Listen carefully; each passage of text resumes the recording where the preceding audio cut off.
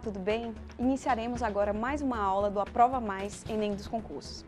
É importante que você saiba que no nosso QR Code e também na descrição desse vídeo, você terá acesso às apostilas necessárias para acompanhar a aula.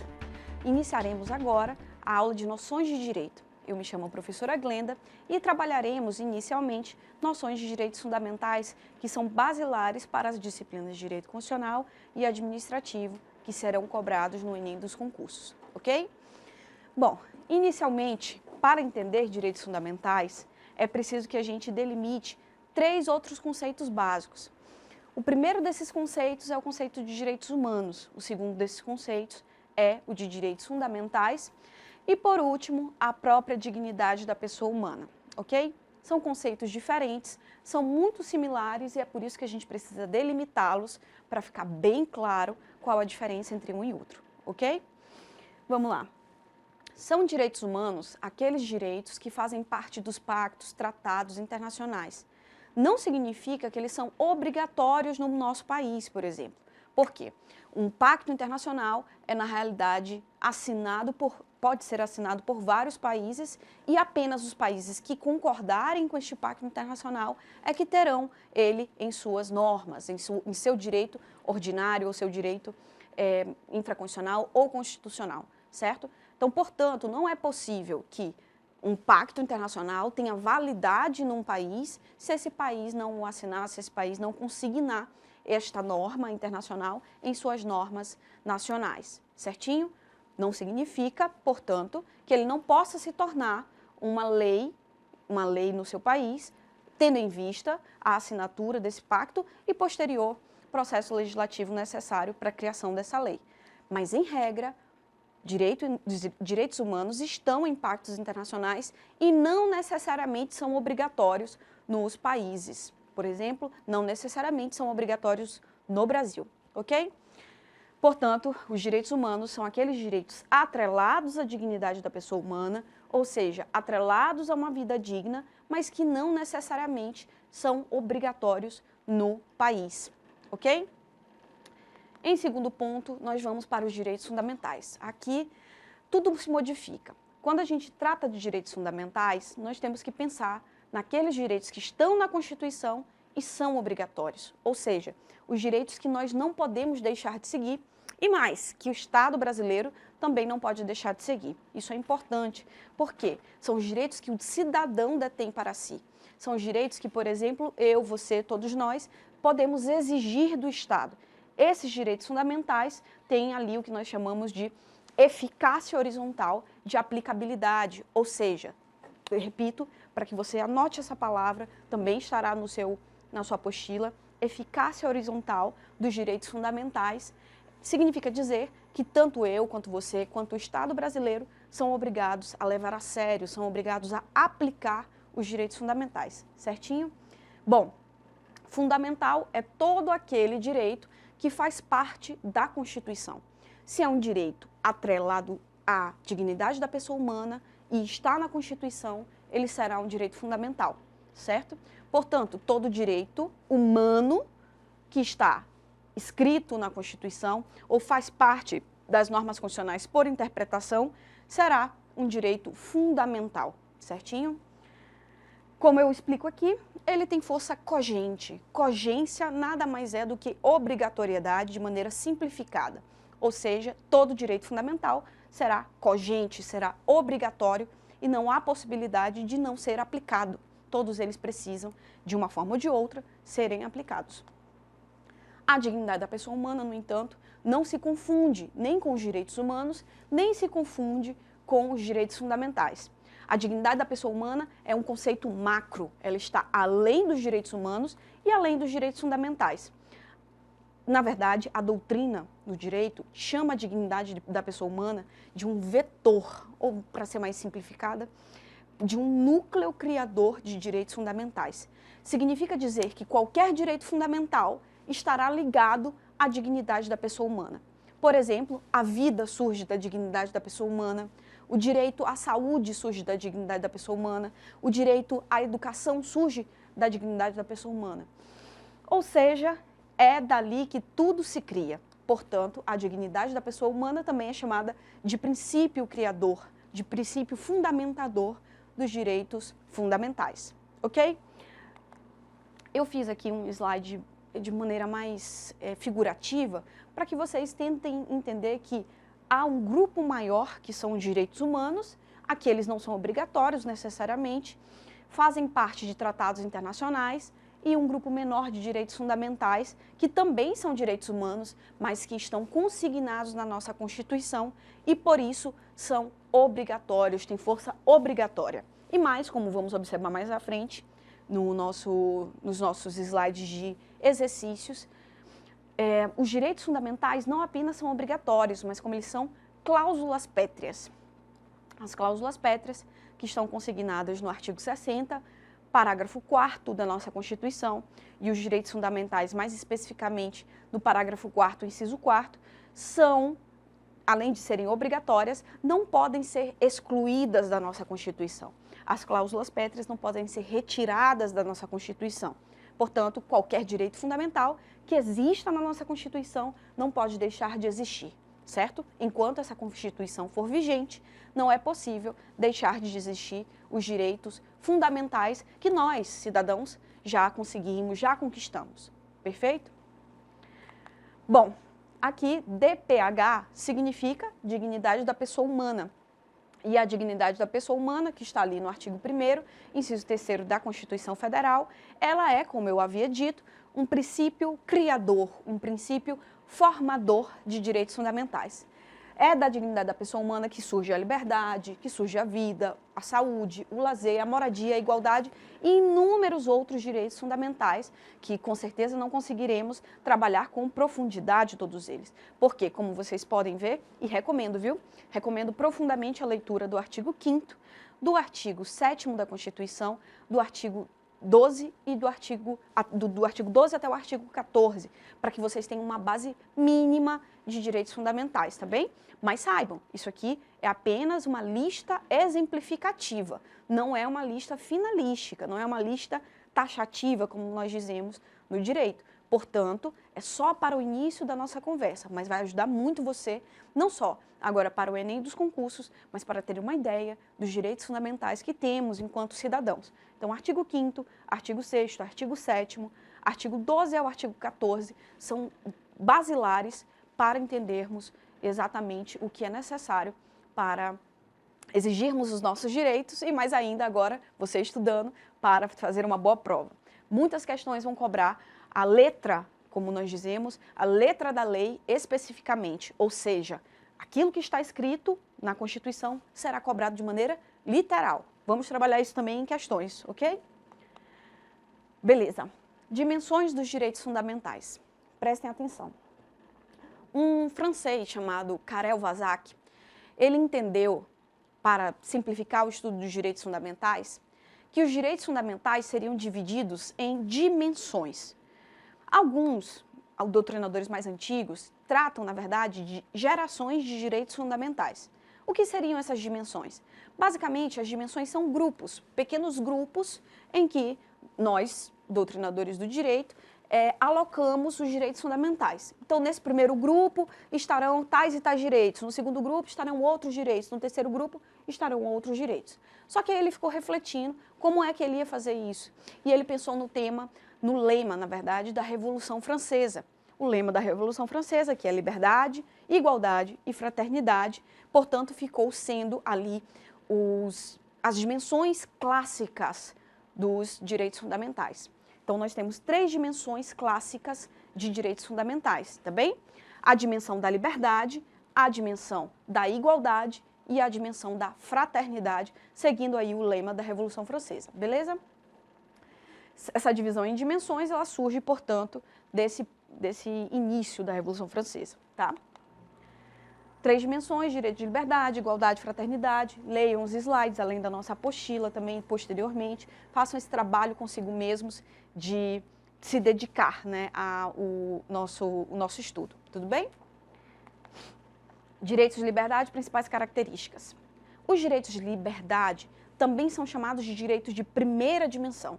Lembrem-se disso. Na verdade, é importante se atentar aos sinônimos. Direitos de liberdade, direitos de primeira dimensão, direitos individuais são alguns sinônimos dos direitos fundamentais, tudo bem? Então, quando surgem os direitos de primeira dimensão, os direitos individuais, surgem ali na Revolução Americana, quando surge a primeira Constituição dos Estados Unidos, em 1787. Ali, em fins do século XVIII, muitas revoluções, as chamadas revoluções burguesas, acontecem. E essas revoluções trazem consigo direitos que são importantes até hoje para nós, seres humanos. Como, por exemplo, o direito à vida, o direito à liberdade, o direito à propriedade, os direitos civis e os direitos políticos. Porque eles surgem ali, esses direitos nunca existiram? Já, mas pela primeira vez eles são dispostos no documento mais importante do Estado, certo? Que é a Constituição. E são criados a partir de patamares democráticos, e isso é muito importante, porque o cidadão, assim, pode exigir que esses direitos sejam aplicados. Então, essas revoluções burguesas, elas trazem esses direitos de liberdade, esses direitos civis e esses direitos políticos que fazem parte da primeira dimensão, que fazem parte da dimensão dos direitos de liberdade, ok? O valor liberdade também reforça o direito de igualdade formal. Prestem atenção, a igualdade, que será um princípio estudado mais à frente, na verdade, aqui ela já se demonstra. Ela se demonstra, no entanto, enquanto igualdade formal. Significa dizer que aqui os homens e mulheres são iguais perante a lei, ou seja, a nossa igualdade é meramente formal. Não estamos aqui pensando se as pessoas têm a mesma condição financeira, se as pessoas têm os mesmos acessos à educação. Não é nisso que a gente está pensando. Estamos pensando assim, se diante da lei nós temos os mesmos direitos, ou seja, é uma liberdade meramente formal, ok? Principais características também podem ser chamados esses direitos de primeira dimensão, direitos de status negativo. Significa dizer que existe um absenteísmo estatal. Absenteísmo é uma palavra que advém de abstenção. O que se quer é que o Estado se abstenha, que o Estado saia, que o Estado não esteja envolvido na vida particular do cidadão, perfeito? Então é essa que é a ideia. O Estado, que antes era o Estado absolutista, o Estado de reis, imperadores, monarcas, esse Estado ele é modificado pelas revoluções burguesas e o que se quer é que o Estado saia da vida do particular, que o Estado não se envolva na vida do particular e se deseja um absenteísmo. Portanto, esses direitos são de status negativo, não porque eles são ruins, obviamente, mas sim porque eles negam essa intervenção, essa interferência do Estado na vida do particular, perfeito? Absenteísmo é uma palavra pegadinha, então prestem atenção e não se esqueçam que significa meramente a ausência do Estado na vida do particular. Beleza. Além do direito à liberdade, igualdade formal, propriedade, temos aí nessa dimensão também direitos civis e direitos políticos, que trabalharemos mais à frente, como é o caso da nacionalidade, como direitos políticos, nacionalidade e cidadania. Tudo bem? Perfeito.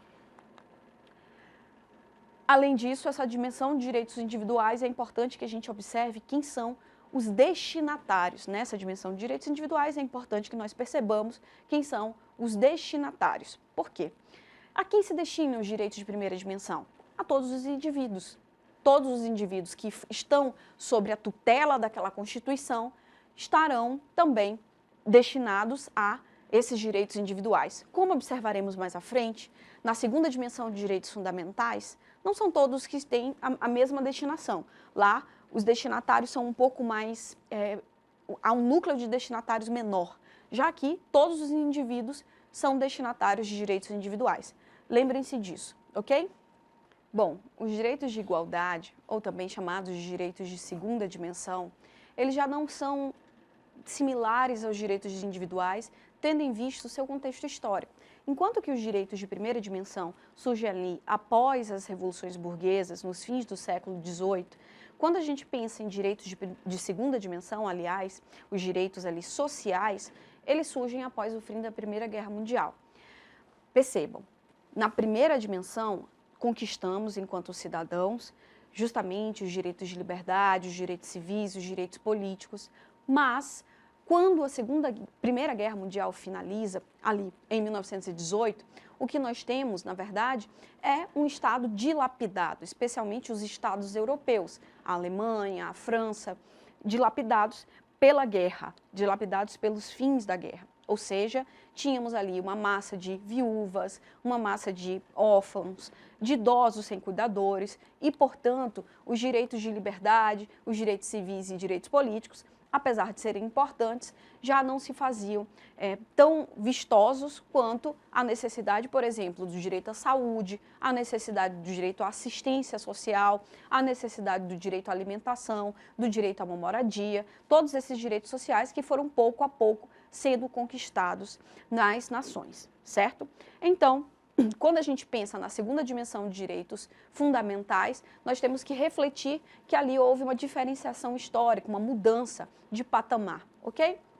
Esses direitos, eles não têm como destinação apenas os indivíduos, como acontece na primeira dimensão, que todos os indivíduos têm acesso à vida, à liberdade, aos direitos civis e aos direitos políticos, ok?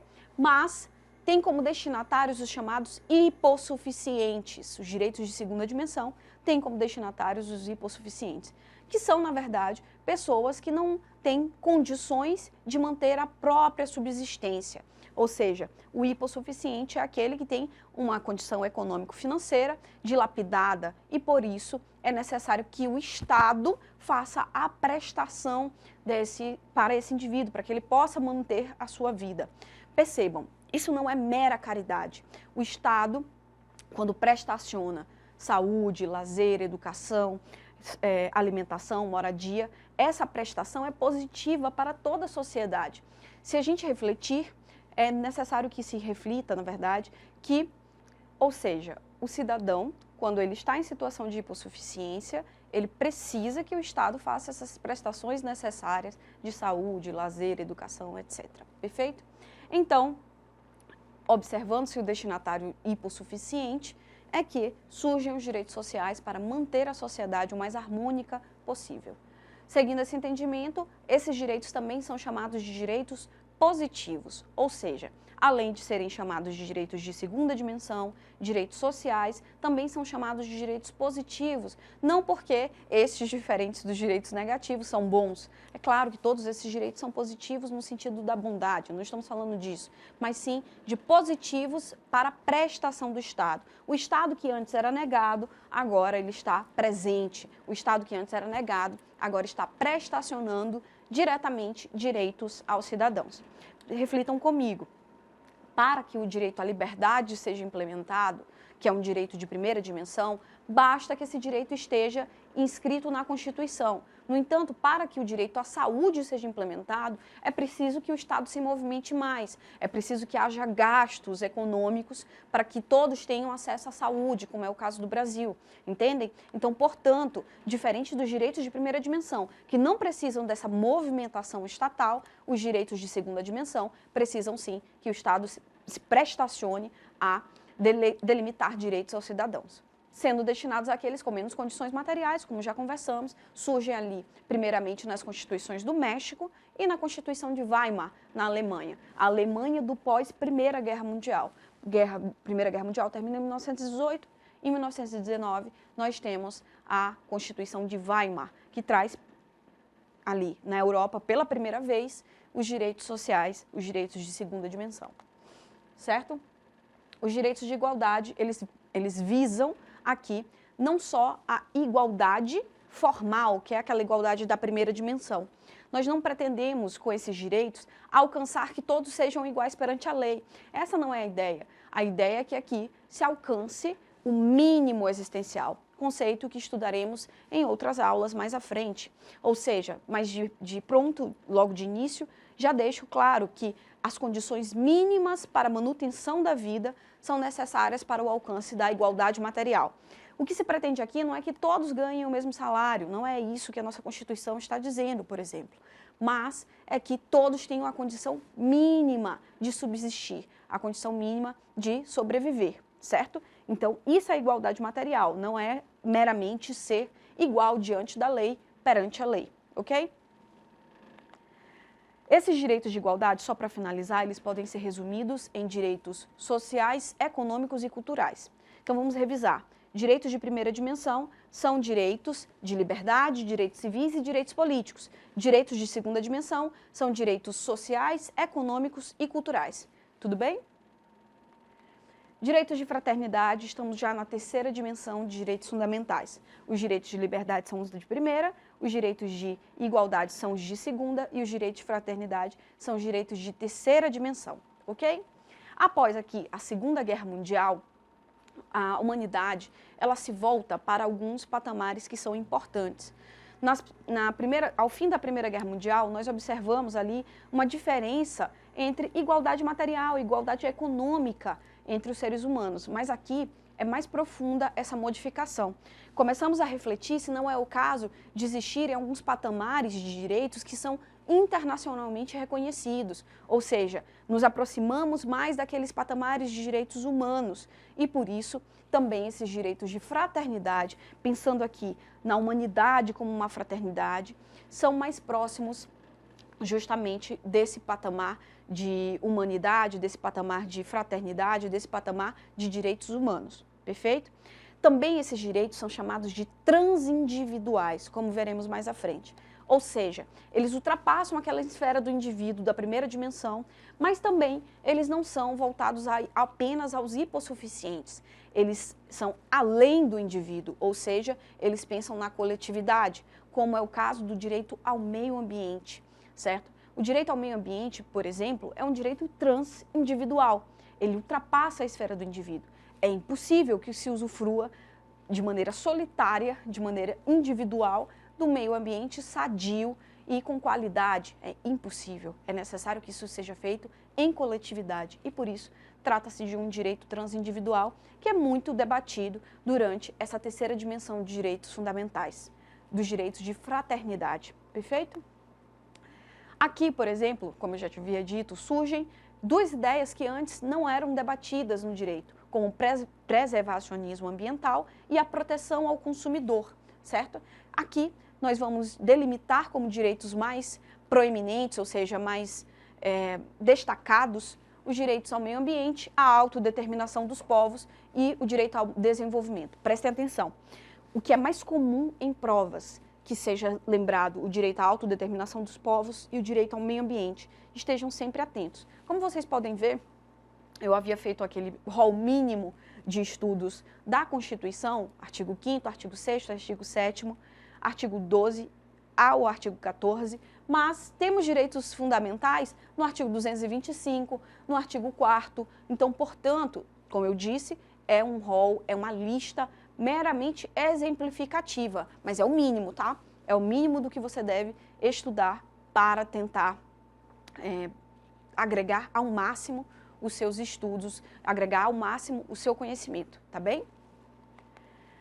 Fiz um quadro pequeno para demonstrar para vocês as diferenças básicas, tá? Eu costumo brincar que um quadro deste você deve colar no seu caderno, deve pôr na porta do seu guarda-roupa para que você tente se aproximar ao máximo dessa ideia de 3 dimensões. Então, na primeira dimensão, nós temos aqui a liberdade, segunda dimensão, a igualdade, terceira dimensão, fraternidade. Na primeira dimensão, os direitos são individuais, na segunda, eles são sociais, na terceira, eles são transindividuais. Os direitos de primeira dimensão podem ser resumidos em direitos de liberdade, direitos civis e direitos políticos. De segunda dimensão, direitos econômicos, sociais e culturais. Terceira dimensão, direito ao meio ambiente, ao progresso, à autodeterminação dos povos, direito ao desenvolvimento, certo? Então, essas são as 3 dimensões clássicas dos direitos fundamentais, são as 3 dimensões clássicas. Vamos estudar 2 questões a respeito delas e assim poderemos prosseguir. São direitos sociais previstos na Constituição Federal, exceto, vamos lá, vamos refletir, direitos sociais são necessariamente, portanto, direitos de segunda dimensão. Direitos sociais são direitos de segunda dimensão, se recordem disso. Se são direitos sociais e são direitos de segunda dimensão, só podem estar nesta questão incorreto, percebam aqui, o que eu quero é incorreta, perfeito? Só pode ser incorreto aquele que não faz parte do rol da segunda dimensão. Obviamente que aqui apenas a liberdade seria incorreta. A liberdade é um direito de primeira dimensão. A educação, a saúde, o trabalho, a moradia são direitos que fazem parte do rol dos direitos sociais, econômicos e culturais. Lembrem-se disso, portanto, é uma questão simples, você vê de cara que a liberdade não faz parte do rol de direitos sociais, tudo bem? Essa aqui é uma questão um pouco mais difícil, mas, no entanto, vocês conseguirão responder, sem dúvida nenhuma, com base no material dos slides e da apostila que nós temos. Com a promulgação da Constituição de Weimar, em 1919, a Constituição que acabamos de falar, ocorreram transformações paradigmáticas no regime jurídico. Paradigmáticas, portanto, preponderantes, modificações muito importantes no regime jurídico de proteção dos direitos fundamentais, o que alterou a concepção negativa do papel do Estado. A concepção negativa é, portanto, a concepção de absenteísmo, de abstenção do Estado, que apenas consagrava as liberdades individuais e a igualdade formal perante a lei. Ou seja, o que esse texto está dizendo? Que com a Constituição de Weimar, saímos desse patamar de primeira dimensão de direitos fundamentais e passamos a um patamar de segunda dimensão de direitos fundamentais. Tudo bem? Com o advento da referida ordem constitucional, o Estado deve agir positivamente para garantir as condições materiais de vida para todos e para a proteção dos hipossuficientes, ou seja, a quem se destinam esses direitos sociais? Aos hipossuficientes, certo? Entendemos a questão está dizendo que a Constituição de Weimar, ela modifica o patamar da primeira dimensão para o patamar da segunda dimensão, perfeito? Esse texto descreve um ambiente em que o direito constitucional positivo, direito constitucional escrito, positivo significa isso, tá bom? Letra A, estabeleceu os direitos individuais negativos de primeira dimensão. Incorreta. Por quê? É justamente o contrário do que a questão está dizendo. A questão está falando a respeito da Constituição de Weimar, que é o direito positivo, o direito escrito, que passou a criar a segunda dimensão de direitos fundamentais. Então, não são os direitos individuais negativos, são os direitos sociais positivos, certo? Consagrou os direitos sociais prestacionais, exatamente o que estávamos falando. Consagrou os direitos sociais prestacionais de segunda dimensão. Letra B é a questão correta, certo? Por quê? É justamente o que a Constituição de Weimar faz. Ela consagra os direitos de segunda dimensão, perfeito? Vamos só observar as duas últimas assertivas para observar o que poderia estar errado nelas, perfeito? Letra C, definiu direitos transindividuais. Incorreto. Direitos transindividuais são direitos de terceira dimensão e, portanto, não é a Constituição de Weimar que vai consagrar esses direitos, perfeito? A gente vai ter direitos de terceira dimensão após a Segunda Guerra Mundial, ou seja, após 1945, ok? Letra D, instituiu direitos humanos metaconstitucionais de quarta dimensão. Bom, não é sobre isso que essa questão está falando. A quarta dimensão de direitos fundamentais, ela é sim existente, ela é trazida por constitucionalistas mais avançados, no entanto, ela não será cobrada de maneira clássica nas provas, portanto, vocês não precisam se preocupar com ela. E, obviamente, que a Constituição de Weimar, ela não está sendo consagrando direitos de quarta dimensão, mas sim consagrando direitos de segunda dimensão, como nós já havíamos conversado. Perfeito? Por hoje, nós finalizamos essa compreensão das noções de direito, especialmente dos direitos fundamentais. Eu espero que vocês possam aproveitar a aula da melhor maneira e adiante com os estudos.